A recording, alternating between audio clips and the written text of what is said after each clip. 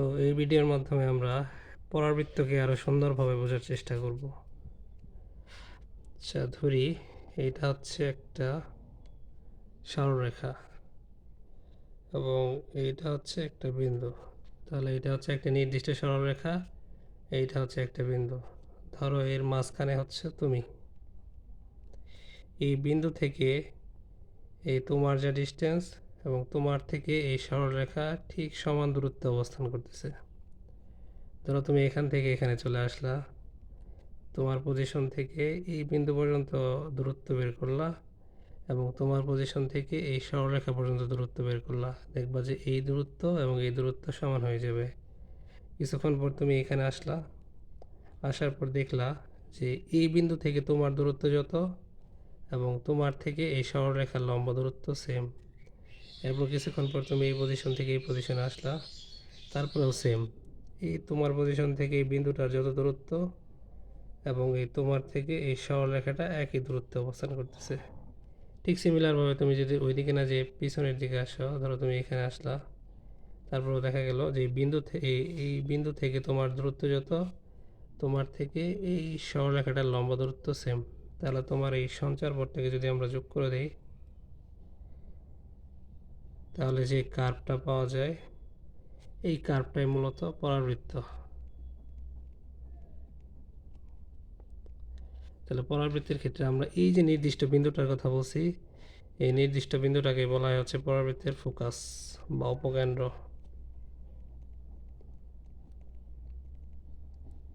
আর এই নির্দিষ্ট সরলরেখাটাকে বলা হয় হচ্ছে নিয়ামক রেখা বা দ্বিকাক্ষ রেখা। এটাকে বলা হয় নিয়ামক রেখা বা দ্বিকাক্ষ রেখা বলা হয় এটাকে। এরপর হচ্ছে এই যে আমরা এই ফোকাসের মধ্যে দিয়ে এমন একটা সরলরেখা ড্র করব যা নিয়ামক রেখার সাথে লম্ব। এই হচ্ছে একটা সরলরেখা যেটা উপকেন্দ্রগামী এবং হচ্ছে আমাদের নিয়ামক রেখার সাথে কি লম্ব। এই সরলরেখাটাকে বলা হয় মূলত অক্ষরেখা।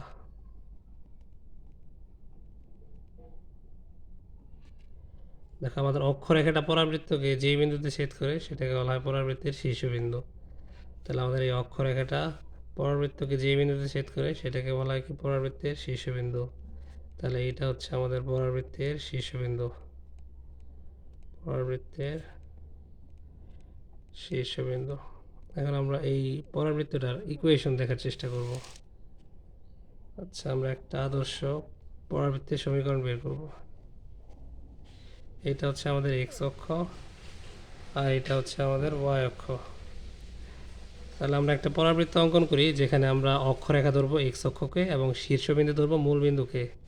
তাহলে আমাদের অক্ষরেখাটা কী ধরবো? এই এক্স অক্ষটাকে ধরবো অক্ষরেখা আর এই মূল বিন্দুটাকে ধরবো পরাবৃত্তের শীর্ষবিন্দু। তাহলে আমরা এমন করে পরাবৃত্ত অঙ্কন করে ফেললাম। আমরা জানি অক্ষরেখার উপরেই উপকেন্দ্রটা হয়, তাহলে এটাকে ধরলাম হচ্ছে আমরা উপকেন্দ্র। তাহলে উপকেন্দ্রটা যেহেতু এক্স অক্ষের উপর অবস্থান করতেছে, তাহলে আমরা উপকেন্দ্রের স্থানাঙ্ক ধরে নিলাম a,0, কারণ এক্স অক্ষের উপর ওয়াই স্থানাঙ্ক কী হয়? 0 হয়। তাহলে আমাদের ঠিক অপোজিট সাইডে এই দিকে কী হবে? নিয়ামক রেখা। তাহলে এই দিকটাতে হবে হচ্ছে আমাদের নিয়ামক রেখা। তাহলে আমরা জানি শীর্ষ থেকে ফোকাস যত দূরত্বে অবস্থান করে, এই শীর্ষ থেকে নিয়ামক রেখা একই দূরত্বে অবস্থান করে। তার মানে এইটুক ডিস্টেন্স আর এইটুক ডিস্টেন্স হচ্ছে সেম। তাহলে এইটুক যদি হয় আমাদের এ, এখান থেকে এই পর্যন্ত যদি হয় এ, তাহলে এখান থেকে এই পর্যন্ত হবে এ। কিন্তু যেহেতু এটা ঋণাত্মক দিকে, তাহলে এটা আমরা লিখবো -a,0। এবার আমরা পরাবৃত্তের উপর একটা বিন্দু ধরি, এটা হচ্ছে এক্স, ওয়াই। তাহলে আমাদের ফোকাস থেকে এই এস পর্যন্ত দূরত্ব যোগ করে দেই। আবার এই ফোকাস এস থেকে আমরা নিয়ামক রেখার উপর একটা লম্ব অঙ্কন করি, এটার নাম দিয়ে হচ্ছে পি। এখান থেকে এই পর্যন্ত আমরা একটা লম্বটা নিই ফোকাস থেকে, সরি এস বিন্দু থেকে এই অক্ষরেখার উপর একটা লম্ব অঙ্কন করি। তো আমরা পরাবৃত্তের সংজ্ঞা অনুসারে কি জানি যে আমাদের হচ্ছে এই, সরি দুইটা এস হয়ে গেছে, সো এটা আমরা চেঞ্জ করে এম লিখে দিই। তাহলে আমাদের পরাবৃত্তের সংজ্ঞা অনুসারে এস থেকে এম এর ডিস্টেন্স যা, এম থেকে পি এর ডিস্টেন্স সেম। তার মানে হচ্ছে আমাদের হবে এস এম সমান সমান হবে হচ্ছে পি এম। তাহলে আমাদের এস থেকে এম এর ডিস্টেন্স কী হবে? যেহেতু এস এর স্থানাঙ্ক দেওয়া আছে, এম এর স্থানাঙ্ক দেওয়া আছে, তাহলে রুট ওভার ভুজদ্বয়ের অন্তর মাইনাস কী হবে প্লাস কোটিদ্বয়ের অন্তরের হোল স্কয়ার। তাহলে এখানে কোটি হচ্ছে ওয়াই, এখানে কোটি হচ্ছে 0, তাহলে ওয়াই মাইনাস 0 হোল স্কয়ার।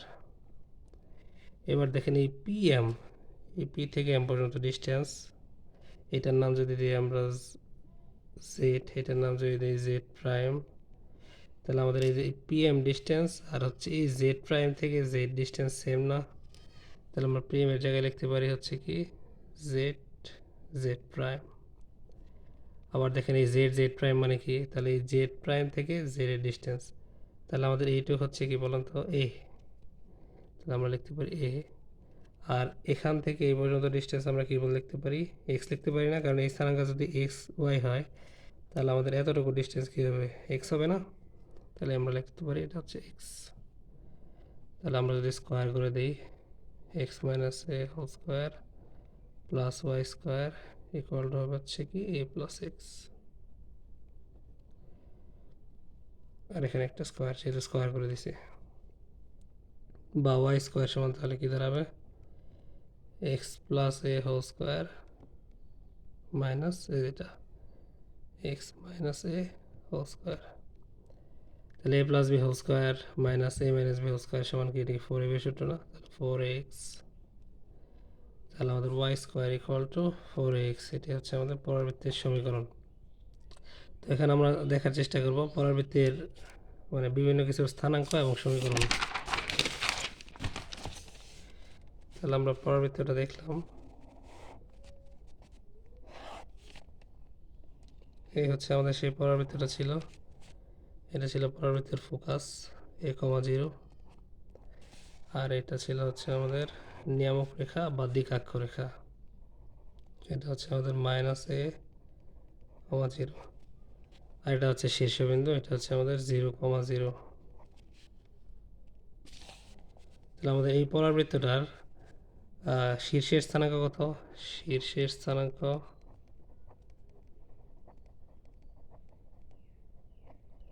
এটা হচ্ছে কত 0,0।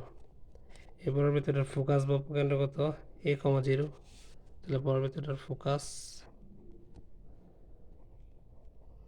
এই ফোকাসের স্থানাঙ্ক হবে হচ্ছে কত a,0। আচ্ছা আমাদের এই নিয়ামক রেখাটার সমীকরণ কী হবে বলেন তো? নিয়ামক রেখাটি কি ওয়াই অক্ষের সমান্তরাল না? আর ওয়াই অক্ষের সমান্তরাল সরলরেখার সমীকরণ কি এক্স ইকুয়াল টু এ। তাহলে হচ্ছে আমাদের নিয়ামক রেখার সমীকরণ, নিয়ামকের সমীকরণ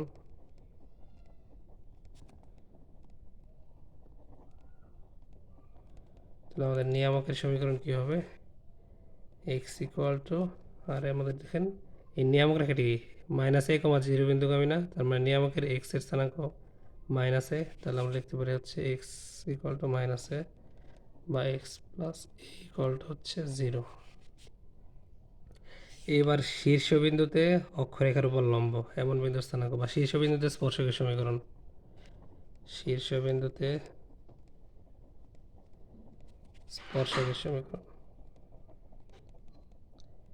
তাহলে আমাদের শীর্ষবিন্দুতে স্পর্শকের সমীকরণ হবে হচ্ছে, আচ্ছা উপবৃত্তের শীর্ষবিন্দুতে স্পর্শক এটি বেসিক্যালি ওয়াই অক্ষ না, আর ওয়াই অক্ষের সমীকরণ আমরা কি জানি এক্স ইকুয়াল টু 0, তাহলে শীর্ষবিন্দুতে স্পর্শকের সমীকরণ এক্স ইকুয়াল টু 0।